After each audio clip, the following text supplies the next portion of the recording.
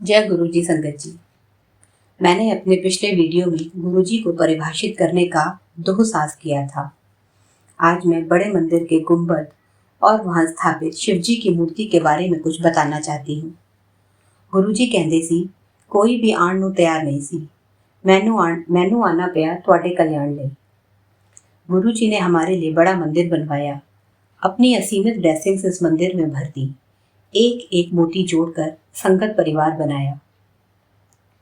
मंदिर के बारे में कहा जाता है कि इसका कंस्ट्रक्शन वर्क सब ठीक प्रकार से चल रहा था, लेकिन मंदिर का गुंबद आर्किटेक्ट के लिए जी का जंजाल बना हुआ था, क्योंकि गुरुजी चाहते थे कि गुंबद शिवलिंग के आकार का हो और उसका बेस खोखला रखा जाए। और यही बेस को खोखला रखने वाली बात आर्किटेक्ट को बहुत ही अनप्रैक्टिकल लग रही थी। उसने कई तरह से कोशिश की गुरुजी को मनाने व समझाने की, किंतु फाइनली होता वही है जो हमारे गुरुजी महाराज चाहते हैं। सो गुंबद का काम शुरू हुआ। शिवलिंग का लोअर पार्ट तो बिना किसी दिक्कत के बन गया, लेकिन उसके टॉप को राउंड शेप देना बहुत ही असंभव कार्य था, जो कि उस आर्किटेक्ट के लिए शुरू से ही परेशानी का सबब बना हुआ था। कोई सपोर्ट न होने की वजह से गुंबद के टॉप पर दरार आ गई।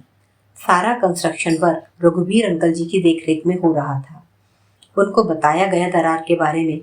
रघुवीर अंकल जी ने दोबारा ट्राई करने के लिए बोला, पर रिजल्ट फिर निराशाजनक रहा। अब रघुवीर अंकल प्रॉब्लम को गुरुजी के सामने रखते हैं। गुरुजी बोले, गुरुजी के वर्ड्स पर ध्यान देना संगत जी।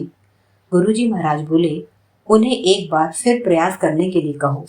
इस बार मैं समर्थन के लिए अपना आधार प्रदान करूंगा। अब गुंबद का कंस्ट्रक्शन थर्ड टाइम स्टार्ट किया गया और इस बार गुंबद का कंस्ट्रक्शन बिना किसी दिक्कत के पूरा हो गया।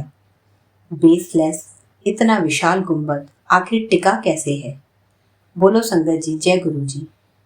हमारे गुरुजी महाराज की असीमित शक्तियों में से एक अद्भुत उदाहरण है बड़े मंदिर का वह गुंबद। पहले शिवलिंग लाइट वेटेड टाइल से बनाया गया था, फिर बाद में उन टाइल्स को हटाकर ग्रेनाइट टाइल से बदल दिया गया। इस शिवलिंग रूपी गुंबद के बीच से एक बड़े से झूमर को हैंग किया गया था, जो हॉल तक रस्सी से बंधा हुआ था। इस प्रकार एक अनप्रैक्टिकल कंस्ट्रक्शन पॉसिबल हो पाया हमारे गुरुजी महाराज की ब्लेसिंग्स की वजह से। इस मंदिर की हर वस्तु अपने आप में अकल्पनीय है।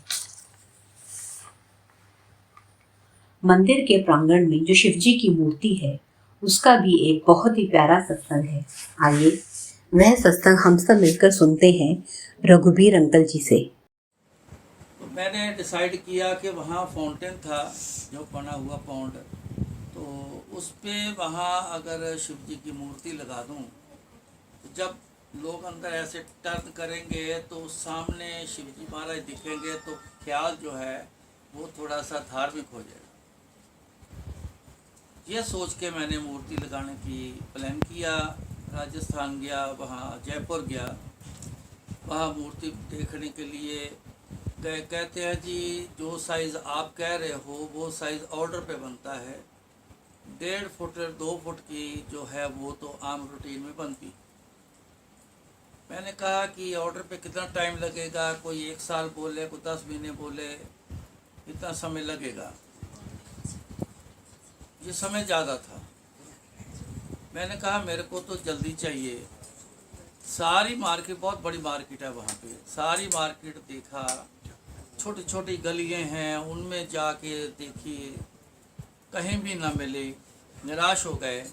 वापस आने लगे तो एक छोटी सी गली में गया था, आगे तक जो वापस आया, एक दरवाज़ा घर का बंद था, लेकिन मेरे को लगा जैसे ऊपर छत नहीं है, तो दरवाज़ा लगा था। मैंने ऐसे दरवाजे को कहा अगर बंद है तो खटखटाता हूँ, ऐसे हाथ लगाया तो अपने आप दरवाज़ा खुल गया। जब देखा तो वो गोडाउन था, बहुत सी मूर्ति पड़ी थी। एक तरपाल ब्लू कलर की ऐसे ऊपर दी हुई, मैंने ऐसे उसको उठा के देखा, ये क्या। जब ये देखा तो यही मूर्ति वहाँ पड़ी हुई थी, बंदा कोई नहीं था वहाँ पे। मैं बाहर आया, जिस शोरूम से पहले बात करी थी उसके पास आया। उसने मेरे को आवाज़ दी, क्यों कुछ बना नहीं? मैं कहा जी नहीं। कहता ऑर्डर दे जाओ, बनवा देंगे, जल्दी बनवा देंगे। मैं कहा जी मेरे को बात सब बताओ, तो आगे जाके वहाँ एक गली है छोटी सी, राइट हैंड पे एक गोडाउन है, छत नहीं उसकी, दीवार है, दरवाज़ा है। वहाँ एक मूर्ति पड़ी है जो मेरे को साइज चाहिए वही है। उसने एक दो तीन लोगों से पता किया कि किसका गोडाउन है, उसको पता चला तो बोला बुलाओ उनको। एक नौजवान लड़का आया, हाँ भाई वो मूर्ति तुम्हारी है? हाँ जी। बोलो क्या लोगे? कहता जी किसी की ऑर्डर की। अच्छा ऑर्डर की है तो ये तो नहीं देंगे, हमें ऑर्डर दे दो और बना देंगे। कितना समय लगाओगे? उसने बोला जी 10 महीने कम से कम, हो सकता है 11 भी हो जाए। मैं कहा इतना समय हमारे पास नहीं है, देनी है तो ये दे दो, पैसे बताओ। कहता नहीं जी पैसे का कोई सवाल नहीं, ज़बान की कीमत है। उसने बोला कि तेरा बाबा कहाँ है? उसने बोला जी वहाँ होगा कहीं, जा लेके आ उसको। वो साइकिल पे आया था, साइकिल पे बिठा के ले आया उसको, अपने बुजुर्ग को। उससे बातचीत करे, वो माने ना, करते करते करते मैं तो गुरुजी की याद में जुट जाता हूँ। शुरू से मेरा यही काम है, मैं गुरुजी करो कृपा, एक चीज़ दिखी है तो मिल जाए, बार बार आना भी बड़ा मुश्किल है, तो करो कृपा। पता नहीं क्या उसके दिमाग में आया तो उसने बोला कि चलो आप ज़्यादा कहते हैं तो बात करता हूँ। 5 लाख से शुरू हुआ। उनका बोला ये तो बहुत ज़्यादा 5 लाख, वैसे तो आर्ट की कोई कीमत नहीं, लेकिन हमने बार्गेनिंग शुरू हो गई तो करते करते करते जी 2.5 लाख में वो पूरा हो। मैंने एडवांस दिया उसको, 50,000 एडवांस दे दिया। बाकी पेमेंट जो है वहाँ पे मिलेगी जब दिल्ली लेके आओ। उनके जो नए नक्श थे फेस के, मेरे को वो पसंद नहीं थे।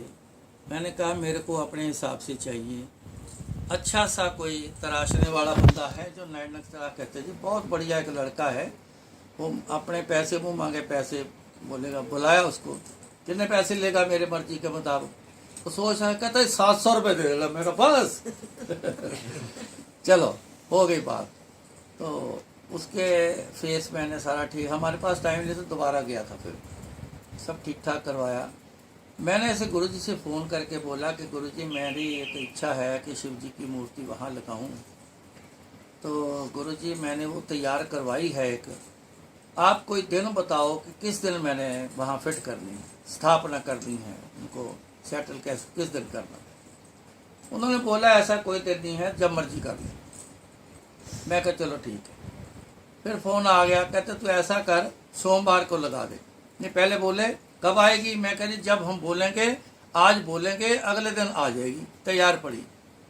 कहते मैं सोमवार को लगा दे, मंडे 11 बजे लगाना। मैं कहा ठीक है। कहते इधर मैं समाधि पे बैठा हूँगा, उधर तू वहाँ 12 बजे, सॉरी 11 नहीं 12 बजे।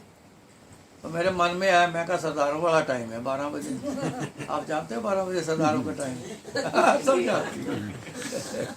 तो क्रेन के लिए मैंने बोला एक दिन पहले, लास्ट दिन तक मेरे को क्रेन नहीं मिली। कहते जी 2:30 बजे से एक दो ने बोला कि 2-2:30 बजे से पहले नहीं आएगी, सब बुकिंग पे हैं। अब मेरे को तो 12 बजे चाहिए। करीबन 11 अभी बजे नहीं थे, 11 बज गए थे शायद। सारी टीम आ चुकी, आर्किटेक्ट भी आ चुका एंगल सेट कराने के लिए, सारी तैयारी थी। क्रेन आई कोई ना, तो मैं गुरुजी को फ़ोन करने के लिए बाहर निकला कि गुरुजी क्रेन ना आने के कारण मूर्ति नहीं रखी जा रही। मूर्ति आ चुकी थी सुबह 5 बजे, नहीं रखी जा रही। तो मैं फ़ोन करने जा रहा था, इतने सामने से देखा एक आवाज़ आई, खड़ खड़ खड़ खड़ करके आवाज़ आई। मैंने ऐसे देखा, जब देखा तो सामने क्रेन आ रही। मैं कहा यार क्रेन तो आ रही है, हमारे वाली तो क्रेन नहीं है, कोई बुक ही नहीं हुई, ये किसकी आ रही है? चलो मैं क्या इसके मिलते करता हूँ पहले, यार हमारी मूर्ति रख दे, टाइम का सवाल है, जो मुँह मांगे पैसे लेने ले ले। आया मेरे पास आकर रुक गया, कहता जी B13 कौन सा है? B13 प्लॉट नंबर है मंदिर का। B13 कौन सा है? मैं कहा जी हमारा है। मूर्ति रखना है? मैं कहा जी हाँ। मैं कहा जी आपको किसने बताया? कहता पता नहीं जी, मेरे को अभी फ़ोन आया था तो कुछ बात समझ में आई, कुछ नहीं समझ में आई। इतना समझ आया कि 20-13 भाटी पे चले जा, मूर्ति रखनी। इतना मेरे को एक मैसेज मिला फ़ोन पर।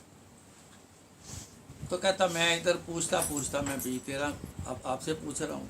मैं क्या आज आप हमारे हमने